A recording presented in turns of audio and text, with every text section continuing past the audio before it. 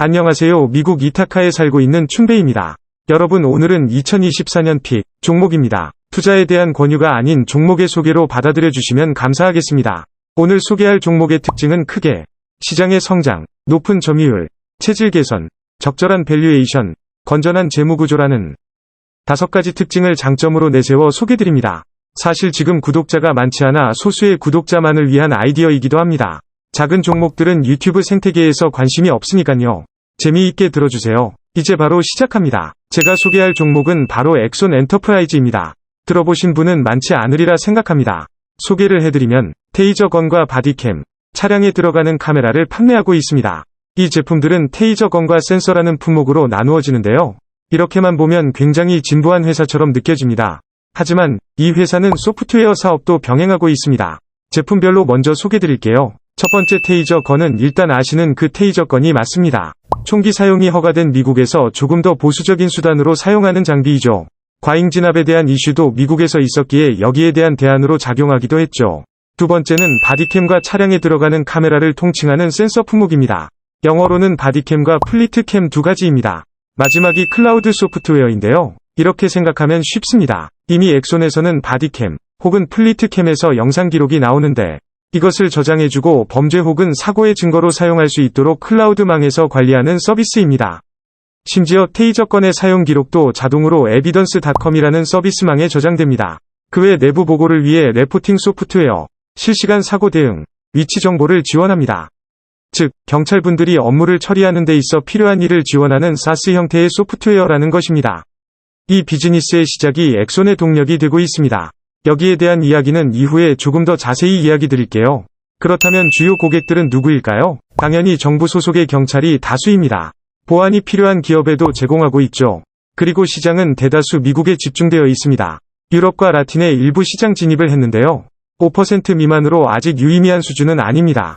추가로 엑손은 인수합병을 통해서 규모를 확대하고 있고 새로운 제품인 엑손 에어, 엑손 VR, 훈련기계 등을 도입해 제품 라인을 확장하고 있습니다. 다만 위에서 언급한 것들은 당장 수익의 변화를 일으키기 어려워 보이기에 앞서 설명한 3가지 제품이 보여주는 장점에 집중해 이야기를 이어가겠습니다.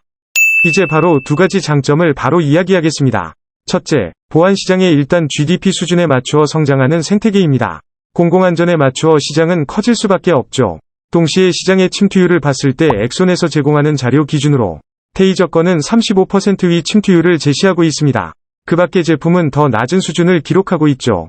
뿐만 아니라 글로벌 기준 더 낮은 침투율을 보이고 있기 때문에 시장의 크기가 커지면서 침투율을 올리는 과정이 기대됩니다. 다만 GDP의 성장률은 매우 낮죠. 성장이라는 단어에 기대하는 수준에 미흡할지 모릅니다. 하지만 이후에 설명하겠지만 엑손은 고객에 대한 공격적 영업과 사업 모델의 변화로 매출이 연 성장 30% 이상이라는 가파른 성장을 보이고 있습니다. 두 번째는 점유율입니다. 엑손의 점유율은 약 95%입니다. 사실상 독점 수준에 가깝죠. 점유율이라는 건 어떤 것을 큰 시장으로 보느냐에 따라 관점이 달라지지만 바이란, LI를 경쟁자로 봤을 때 95%의 점유율을 갖습니다. 여기서 두 번째 장점이 나오죠. 세 번째로 궁금해하실 체질 개선에 대해 이야기하고자 합니다. 앞서 이야기한 클라우드 서비스는 빠른 속도로 성장하고 있습니다. 이미 테이저건, 바디캠 등을 쓰는 곳에서는 클라우드 서비스를 자연스럽게 연결해 쓰기 때문입니다. 이를 엑손은 플라이휠이라고 표현하는데요. 아마존을 포함해 다양한 기업들에서 통상적으로 쓰는 표현입니다. 하나의 제품에서 다른 제품으로 수요가 연결되는 선순환 구조를 뜻하죠. 실제로 매출 자체도 빠르게 성장했습니다. 2020년 1.8억 달러에서 2021년 2.5억 달러, 다음해 3.7억 달러 그리고 올해 12개월 누적 기준 5.1억 달러까지 성장해 로켓 같은 성장이 나오고 있습니다. 2020년에서 2022년까지 3년간 전통 테이저건이 22%의 성장률로 올라오는 데 반해 클라우드는 44%의 성장률을 보였죠. 이제 차후년이면 전체 매출에서 절반 수준에 가깝게 올라올 것으로 예상됩니다. 참고로 현재가 전체 매출의 약 38%를 차지하고 있습니다. 그렇다면 클라우드 서비스의 장점은 무엇일까요? 아무래도 양적인 성장이 이루어질수록 비용 측면의 부담이 줄어든다는 것입니다. 2018년 에비타 마진이 15%에서 최근 20%까지 올라왔습니다. 즉, 매출의 성장만 견인할 뿐만 아니라 현금 흐름에서도 체질 개선을 이끄는 상황입니다. 이는 전통의 밸류에이션 밴드를 벗어나게 하는 발판이 되고 있습니다. 마지막으로 네 번째로 밸류에이션과 다섯 번째 재무구조를 함께 말씀드릴게요. 현재 야후 파이낸스에서 제공하는 포워드 PER은 60일 정도입니다. 사실 그렇게 매력적이지는 않죠. 현재의 주가를 주당 순이익으로 나눠서 숫자가 이전 평년보다 낮거나 다른 동종기업보다 낮으면 싸다라고 생각하면 되는데요. 무지막지하게 싸진 않습니다. 그러나 기대하는 건 앞으로의 방향성입니다. 그 이유는 해당 PER 수준에서 매출이 30%에 가깝게 성장하는 기업이 많지 않기 때문이죠. 또한 기업 내 주주에 귀속되는 자본 또한 기업에 맞추어 성장하고 있습니다.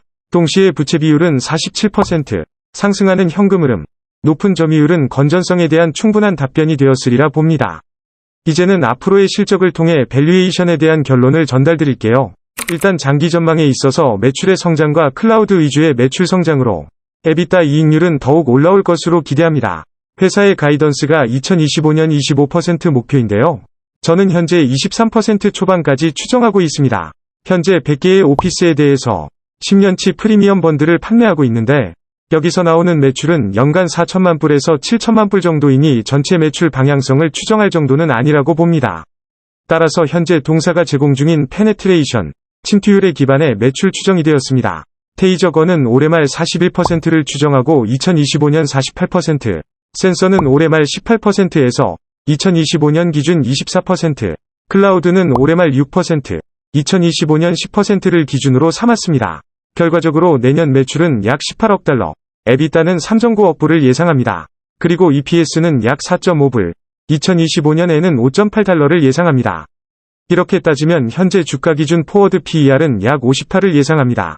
이미 체질 개선이 이루어졌기에 다른 사스 기업들을 동종 기업으로 평가했을 때 A사는 포워드 PER 66에 12개월 매출 성장 25%, B사는 154에 32%, C사는 27에 9%, D사는 70에 36%입니다.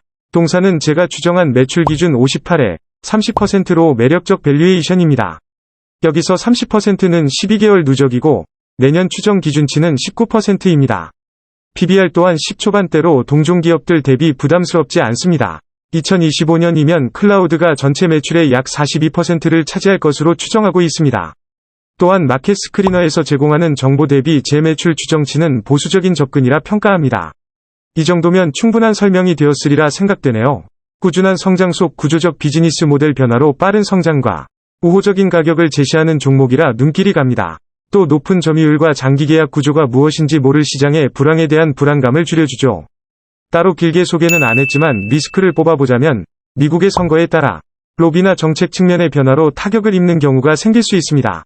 두고 봐야겠죠. 하지만 현재 엑소는 로비에서도 뒤처지지 않을 정도로 큰 금액을 쏟아붓고 있습니다.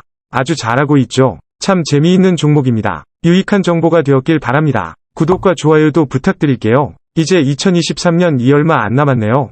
새로운 2024년에 이 종목이 아니더라도 모두 현명한 투자와 의사결정이 뒤따르길 바랍니다. 이상 이타카 교포 박춘배였습니다. 사랑해요 여러분.